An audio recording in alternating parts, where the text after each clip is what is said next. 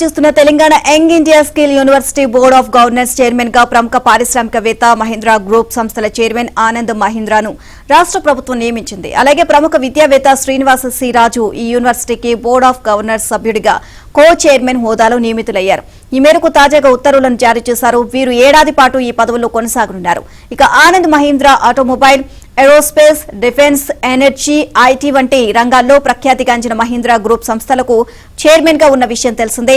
Harvard business school, Harvard global advisory council, advisory committee, Asia business council వంటి అనేక ప్రతిష్టాత్మక సంస్థల సభ్యుడిగా ఉన్నారు.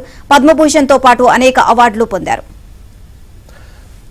ముఖ్యమంత్రి రేవంత్ రెడ్డి ఇటీవల ఆనంద్ మహేంద్రతో ప్రత్యేకంగా సమావేశమై స్కిల్ యూనివర్సిటీ ఏర్పాటు లక్ష్యాలను వివరించిన విషయం తెలిసిందే. ఈ యూనివర్సిటీకి చైర్మన్ గా కొనసాగాలని కోరిన విషయం కూడా తెలిసిందే. దీనికి కొనసాగింపుగా తాజాగా ప్రభుత్వం ఉత్తర్వులను జారీ చేసింది. ప్రభుత్వ ప్రైవేటు భాగస్వామ్యంలో ఈ స్కిల్ ఇండియా యూనివర్సిటీని ఏర్పాటు చేస్తూ ఇటీవలే అసెంబ్లీలో బిల్లును ఆమోదించిన విషయం తెలిసిందే. అలాగే ఈ యూనివర్సిటీ నిర్మాణానికి కూడా ముఖ్యమంత్రి ఇప్పటికే శంకుస్థాపన చేసిన విషయం తెలిసిందే.